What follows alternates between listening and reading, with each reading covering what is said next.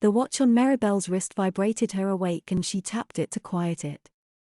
She very quickly went into the bathroom with a roll of Tuesday's clothes and her timeless Nike shoes. Ken and Karen were still asleep when she came back in with her nightgown rolled up and wasted no time to get them ready for the morning. Maribel was wearing bell-bottoms, which had a pink butterfly and an orange-scented daisy with white spoon-shaped petals on the pant legs, as was a mimicking of the baby boomer era, with the exception that jeans in the baby boomer era were usually plain blue with maybe a patch or safety pin, and the childish butterfly and daisies were more likely to be on Volkswagen Beetles than jeans. Cutesy combinations had always been requirements for kid clothes. Maribel did not mind. After all, the jeans did go with her Hello Kitty sweatshirt, which was the exact same shade of pink as the butterfly, and of course the pink Nike swoosh on her shoes. 3 decades in one were Maribel's clothes today, 70s, 80s, and 90s, and they looked great, so clashes between decade icons be darned. She had to pull the sides down by hand because the cribs do not automatically respond to children, no exceptions. Sleeping Beauty number 1, she sang to Karen as she picked her up out of the crib, not an easy task when your own body is not all that large. Karen made a few reflexive, protest hacks before being able to settle herself with the help of the shush from Maribel. She placed Karen down on one of the changing pads she had already had ready and went to get Ken to put on the other one. At Maribel's request, Mommy was downstairs the first morning to allow Maribel to be the only one taking care of them.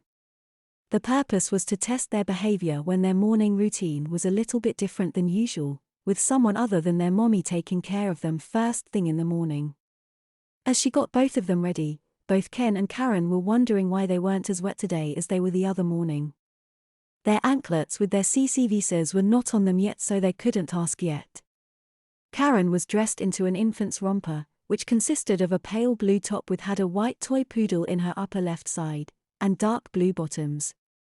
Ken's outfit was a race car sweatshirt and blue jean overalls with fasteners along the crotch, no doubt for diaper access. Maribel finally affixed the CC visas to Ken and Karen. "Did you change us in the middle of the night without waking us?" asked Ken. "My little boy is observant," giggled the consultant. Ken didn't mind language consistent with what someone would say to an infant, when it would otherwise sound a little condescending if said to him when he was an adult. "I took care of your diapers and gave you a bottle in your sleep. With a tiny amount of chamomile tea and other gentle good-for-you herbs both last evening and last night, you probably noticed you two are not quite as hungry this morning either. You don't remember the barbars, do you?" The two managed to shake their heads no despite being unable to lift them from the pads. Maribel put them in their caddies. "I was wondering," began Karen, "why you took your tablet to bed but did not turn on its backlight so you could see." "Let me show you my little secret," said Maribel as she got her tablet out to present to her. Realizing tiny visual cortexes didn't have much experience processing 3D, she ran Karen's finger across the tiny lumps on the tablet. The tablet was capable of displaying in Braille. Ah. Did you ever have family members or friends who were blind? Nope. Clients? Nah, shook Maribel's head. "Why the Braille?" asked Karen. "Just so I don't disturb you while you need your sleepy eyes," she said with a tickle finger to Karen's tummy, causing another cackle reflex. The little eccentric learned Braille just so she could read at night.